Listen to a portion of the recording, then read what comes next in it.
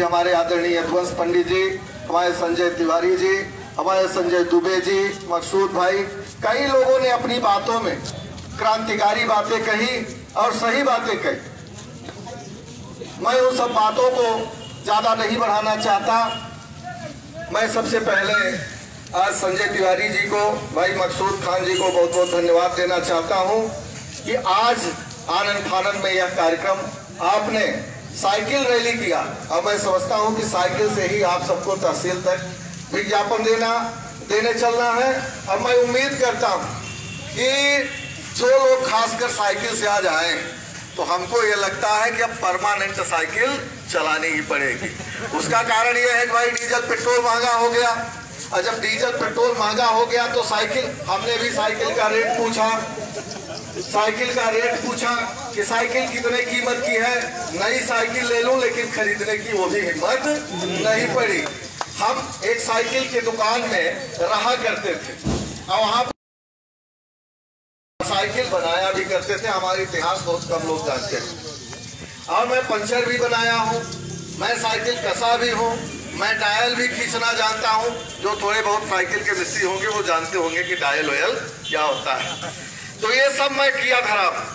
तो मैं जब साइकिल बेचा मतलब ऐसे नहीं दुकान में रख करके किसी के बेचा करता। जब साइकिल उस समय बिकती थी और मैं दुकान में जब रहता था तो 325 रुपए की A1 साइकिल मिलती थी, 375 रुपए की हिटलर साइकिल मिलती थी, 425 रुपए की और एक साइकिल थी हीरो ज्यादा महंगी थी, 25 रुपए वो साइकिल मिलती थी। लेकिन जब आज हमने साइकिल का रेट पता किया तो 6000 कोई साइकिल थी, कोई 5000 थी, तो हमारी खरीदने की हिम्मत नहीं पड़ी। आज ये मैं आप सबको बताना चाहता तो ना भैया साइकिल खरीद सकते हैं। मोटरसाइकिल में डीजल पेट्रोल अब इस समय एक बराबर रेट हो गया। इसमें क्या साजिश है केंद्र सरकार की, नरेंद्र मोदी जी की, उनके पेट्रोलियम मंत्री की, मैं ये क्या बताऊं। लेकिन आज डीजल पेट्रोल बराबर एक रेट पर हो चुका है 90 रुपए। इन 10 दिनों में पर डे कभी 50 पैसे, कभी 1 रुपए और कभी 1.5 रुपए पर डे करके आज 10 रुपए डीजल और पेट्रोल की कीमत बढ़ चुकी। जैसा कि अभी संजय दुबे जी कह रहे थे कि चाहे स्मृति ईरानी हो, चाहे राजनाथ सिंह रहे हो, चाहे नरेंद्र मोदी जी रहे हो, इवन बाबा रामदेव जिनसे कोई लेना देना नहीं होता था, वो सिर्फ दवा बिक्री करते थे, जड़ी बूटी ढूंढते थे। लेकिन बाबा रामदेव ने भारतीय जनता पार्टी की और खासकर हमारे देश के प्रधानमंत्री नरेंद्र मोदी जी की वकालत करके पूरे देश की जनता से उन्होंने ये कहा कि आप लोग भारतीय जनता पार्टी को चुनाव जिताइए और 30 रुपए डीजल मिलेगा। लेकिन बड़े दुर्भाग्य के साथ कहना पड़ता है कि आज जब सच में 30 रुपए डीजल होना चाहिए तो आज 30 तिहाई 90 रुपए डीजल हो गया और पेट्रोल हो गया। न बाबा रामदेव दिखाई दे रहे हैं और न भारत के प्रधानमंत्री नरेंद्र मोदी जी दिखाई दे रहे हैं और न स्मृति ईरानी कहीं दूर दूर तक दिखाई दे रहे हैं। तो आज यह जो डीजल पेट्रोल का मुद्दा नहीं है, ये भारत के हर व्यक्ति की समस्या है। आज किसान परेशान है पूरी तरह से। ट्रैक्टर में भी डीजल चाहिए, डीजल इंजन में भी डीजल चाहिए, मोटरसाइकिलों में पेट्रोल चाहिए, हर बसों में डीजल चाहिए, ट्रकों में डीजल चाहिए। कोई भी चीज आज बगैर डीजल पेट्रोल संभव नहीं। और भारत के प्रधानमंत्री ये जानते हैं कि भारत की जनता की मजबूरी है कि उनको डीजल पेट्रोल लेना पड़ेगा। क्यों लेना पड़ेगा? खेती करनी पड़ेगी, बसों में सवारी करनी पड़ेगी और खासकर छोटे वाहनों से भी जाना आना पड़ेगा। हर व्यक्ति को कहीं न कहीं डीजल पेट्रोल की जरूरत है। हर व्यक्ति आज मजबूर है। अभी हमारे यदुवंश पंडित जी कोरोना की बात कह रहे थे। अचानक से कोरोना आया। जब हमारे देश के युवा नेतृत्व राहुल गांधी जी ने फरवरी में पत्रकार वार्ता करके उन्होंने कहा था कि कोरोना एक भयावह बीमारी भारत के लिए होने जा रही है, लेकिन हमारे भारत के प्रधानमंत्री सो रहे हैं। लेकिन उस समय प्रधानमंत्री जी के कानों में जू नहीं रेंगी। और जब कोरोना 300 था, 300 मरीज भारत में थे, तो उन्होंने पूरा लॉकडाउन कर दिया। उन्होंने किस तरीके से लॉकडाउन किया यह कोई बताने की जरूरत नहीं। हमारे देश के कम से कम 70% लोग खेती करते हैं, 30% लोग मजदूरी 30% लोग, 70 में 30% लोग मजदूरी करते हैं, 40% लोग। उन्होंने मजदूरों की कोई चिंता नहीं किया और उन्होंने सीधे सीधे लॉकडाउन कर दिया। आज इस लॉकडाउन से क्या फायदा हो?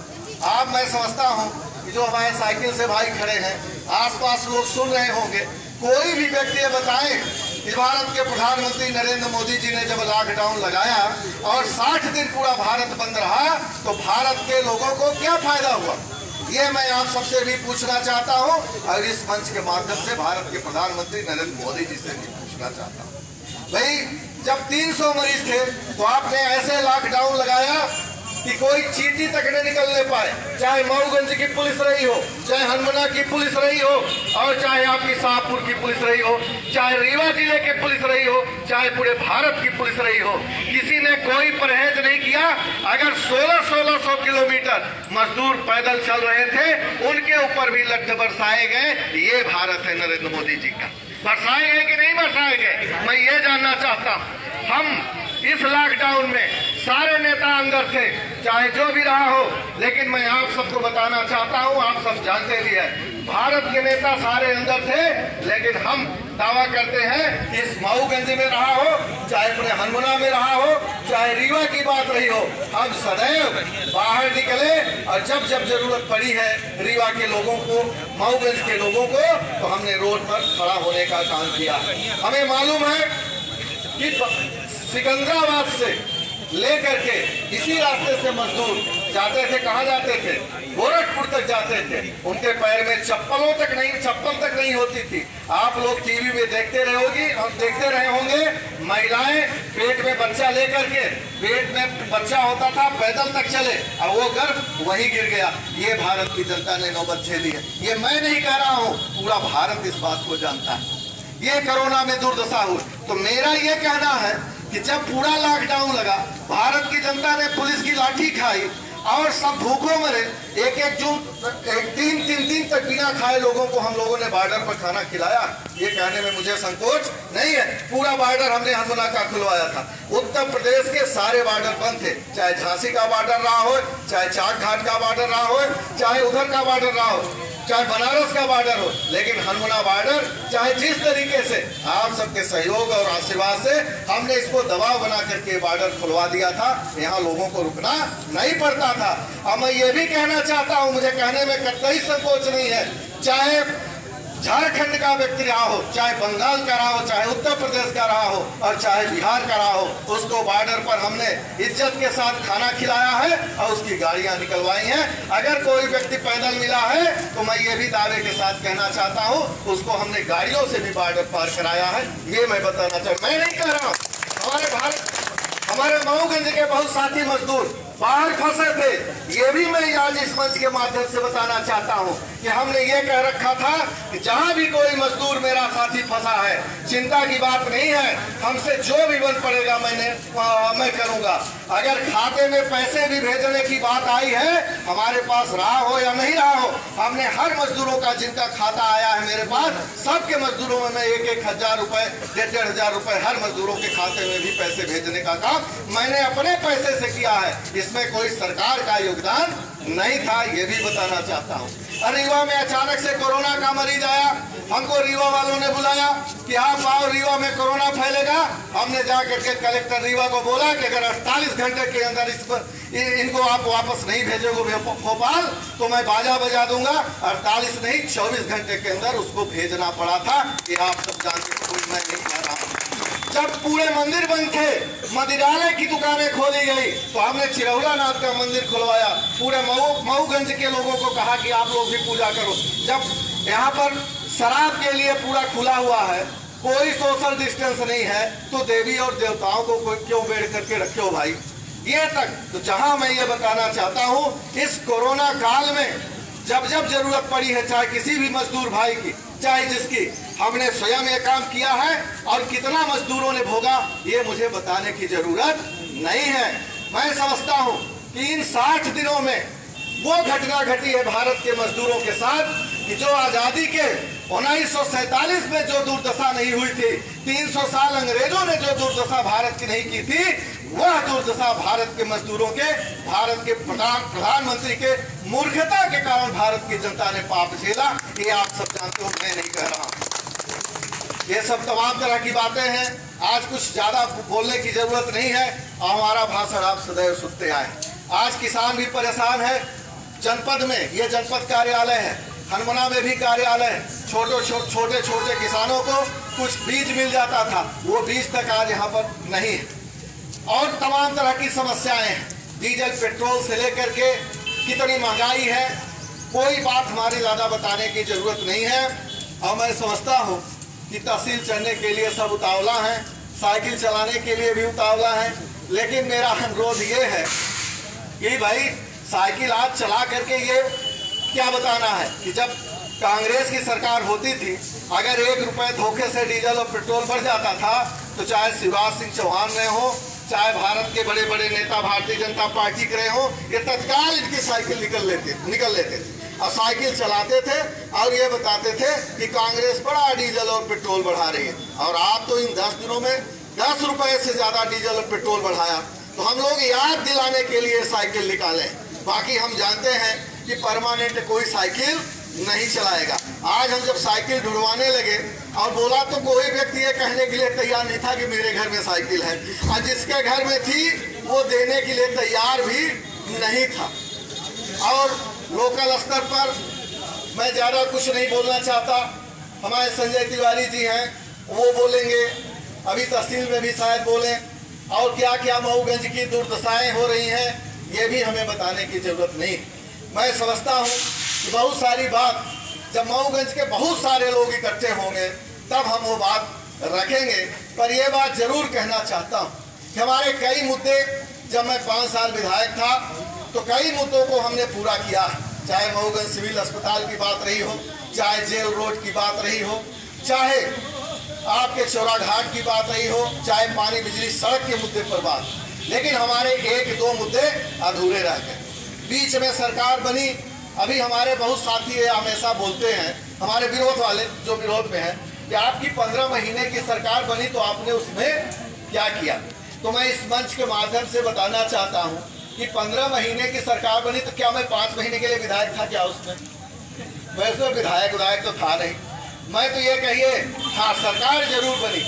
इसके बावजूद हमने एक कार्यक्रम फुटबॉल का मऊगंज में हमने कराया और अपने प्रभारी मंत्री को यहाँ पर बुलाया और हमने उसमें सारे बैनर जिला के मुद्दे पर हमने बनाया था। पंडित जी आप सब देखने वाले, और हमने अपने प्रभारी मंत्री से ये कहा कि हमें मऊगंज जिला चाहिए, और उनसे ये बात रखी। अब पता चला 15 दिन बाद, 1 महीने बाद सरकार गिर गई। अब मैं तो विधायक था नहीं, और नहीं तो मैं ये बताना चाहता हूँ, भले 15 महीने की सरकार थी, लेकिन इन 15 महीनों में 3 जिले बने। पंडित जी कौन कौन जिला बना? मैहर जिला बना, निवाड़ी नहीं, चिचौड़ा जिला बना, और एक जगह और कोई जिला बना। हाँ, 3 जिले बने। 3 जिले में 3 विधायक, 2 विधायक कांग्रेस के थे और 1 विधायक भारतीय जनता पार्टी के। भारतीय जनता पार्टी मैहर के विधायक, जबकि आज भी मैहर से स्थिति मऊगंज की बड़ी, मैहर से ज्यादा बड़ा आज भी मऊगंज। यहाँ अपर कलेक्टर बैठते, यहाँ एडिशनल एसपी बैठते और मैहर से। लेकिन यहाँ बीजेपी के विधायक थे वहाँ मैहर में, तो भी जिला मऊगंज की घोषणा कमलनाथ जी ने की थी। लेकिन यह दुर्भाग्य था कि अगर धोखे से आदमी विधायक होता, तो मैं नहीं कह रहा हूँ, 7 बार जिसको जरूरत पड़ती तो मऊगंज भी चौथा जिला उसी में बना होता। मैं ये नहीं कहता कोई बनवाए या न बनवाए, मऊगंज मेरा है। मैं समझता हूँ जितने लोग उपस्थित हैं सबका मऊगंज। हमारी नैतिक जिम्मेदारी है कि भविष्य में मऊगंज की लड़ाई हमें लड़नी है और मऊगंज को जिला हमें बनाना है। ये मैं आप सबको इस मंच के माध्यम से बताना चाहता हूँ। अरे जो मऊगंज का है ही नहीं उसे कौन सी पीड़ा, और बनाएगा भी तो इधर उधर बना देगा, और नहीं अब ना बनाएंगे तो उनको दिक्कत होगी। तो मैं समझता हूँ कि मैं किसी के ऊपर ये बात डालना नहीं चाहता कि फला व्यक्ति जिला की लड़ाई लड़े, ढेका व्यक्ति जिला की लड़ाई लड़े। मैं आप सबसे इस पर संकल्प खाता हूँ, इसी जगह से जिला बनाने की लड़ाई की शुरुआत हुई थी। और मैं समझता हूँ कि एक दिन हम ही लोग जिले की लड़ाई लड़ करके जिला बनाने का पूरा प्रयास करेंगे। आज तो बहुत दूसरी मुद्दे की लड़ाई है, आज कोई जिला का मुद्दा नहीं है। लेकिन इसी मंच के माध्यम से मैं ये कहना चाहता हूँ कि अगली जो हमारी लड़ाई होगी, अगली लड़ाई यहीं से शुरुआत होगी और बड़े लेवल पर होगी। जब विधानसभा का चुनाव था उसके 1 महीने पहले, 2 महीने पहले अधिसूचना नहीं लगी थी, शिवराज सिंह मुख्यमंत्री थे। हमने उनसे कहा था कि अगर आपको मऊगंज आना है तो जिला की घोषणा करना पड़ेगा, और नहीं तो मैं मऊगंज आने नहीं दूंगा। और शिवराज सिंह ने अंततः यह निर्णय लिया कि मुझे तो अभी जिला बनाना नहीं है, इसलिए कि मैं विधायक था, इसलिए वो आए नहीं। ये आप सब जानते हैं, कोई हमें बताने की जरूरत नहीं है। लेकिन मैं इस मंच के माध्यम से आश्वस्त करना चाहता हूँ, चाहे बाढ़ सागर का के पानी की बात हो, हमने उसकी भी लड़ाई लड़ी, और जिला की बात हो, और कन्या महाविद्यालय की बात हो, और यहाँ पर हमने उसकी भी बात करी थी,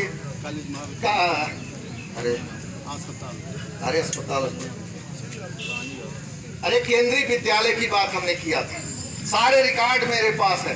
रीवा मिर्जापुर रेल लाइन की बात हमने करी थी, उसमें भी 670 करोड़ का प्रोजेक्ट सर्वे के लिए पैसे आए थे। ये मैं नहीं कह रहा हूँ, ये ऑन रिकॉर्ड में बात कर रहा हूँ। तो हमारे इतने काम अधूरे हैं।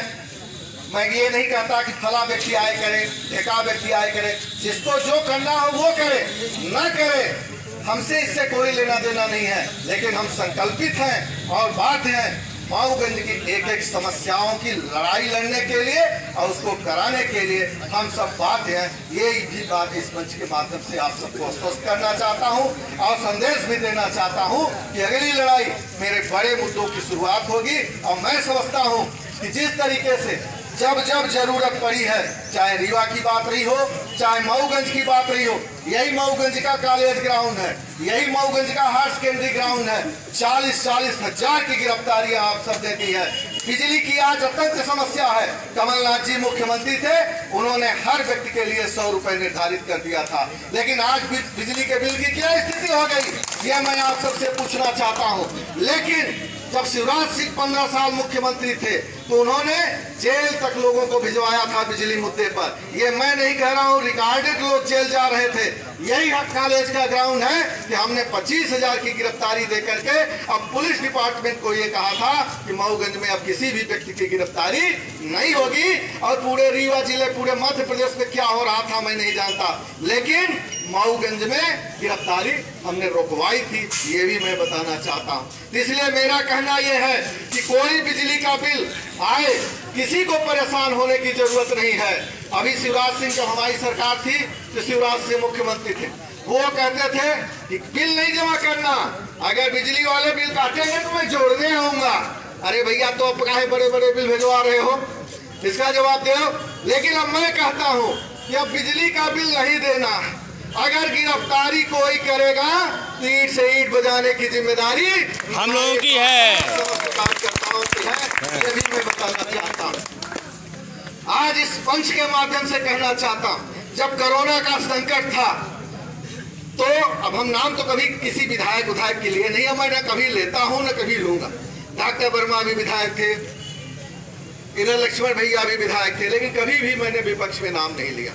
और आज भी हमारे ऊपर तो आज भी आरोप करते हैं, कोई कहेगा दारू बिचवाते हैं। आज पूरी मध्य प्रदेश सरकार दारू बिचवा रही है, मंदिर बंद कराई है, लेकिन आरोप हमारे ऊपर लगाते थे, भैया आप कौन दारू बिचवा रहे हैं, आप तो न मैं विधायक हूँ न सांसद हूँ, आप कौन दारू बिचवा रहा है, आप कौन कमीशन खा रहा है चारों तरफ। लेकिन इन सब बातों पर मैं नामजद या कोई बात मैंने कभी किया हूँ और न कभी करना चाहता हूँ।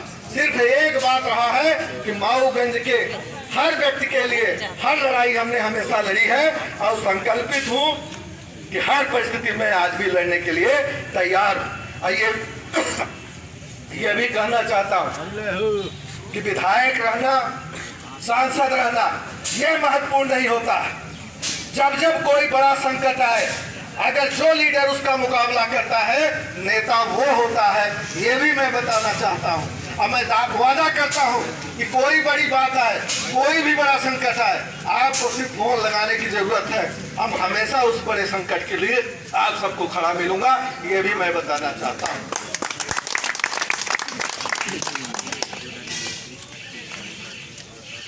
ज्यादा कुछ ना बोलते हुए, बोलने के लिए बहुत सारी बातें, लेकिन आज थोड़ा सा माहौल बोलने का कम है, इसके बावजूद हमने इतना ज्यादा बोल दिया बहुत। पर यह है कि कहीं न कहीं आज पूरे भारत के लोग चाहे मजदूर वर्ग हो, चाहे छोटा व्यापारी हो, ये जो हमारे व्यापारियों की लाइन लगी है ना, इनसे जाओ पूछो 3 महीने में इनकी क्या दुर्दशा हुई है। मैं इन व्यापारियों के घर में कभी धोखे से जाता था, बैठ जाता था, तो ये व्यापारी इतना डरते थे कि दरवाजा बंद कर लेते थे, कहते थे पुलिस आ गई, पुलिस आ गई। हम कहा वही मऊगंज है मेरा वाला, कि कौन सा मऊगंज आ गया भैया, कि जब पुलिस डरती थी थाने में घुस जाती थी। और आज स्थिति ये हो गई कि मैं बैठा हूँ और शटर खींचे दे रहे हो भाई। बल्कि यहाँ के धन्यवाद देना चाहता हूँ जो ठेला वाले थे, वो ठेला वाले बेचारे फल वाले कहते थे दादा 1 मिनट रुको, थोड़ी एक केला तो खा लो। लेकिन जो बड़े बड़े सेठ व्यापारी थे, धंधे खूब पड़े हर स्तर पर, लेकिन ये कहते थे पुलिस आएगी पेड़ देगी, दरवाजा फटाफट बंद। हमने ये भी देखा, क्या कारण,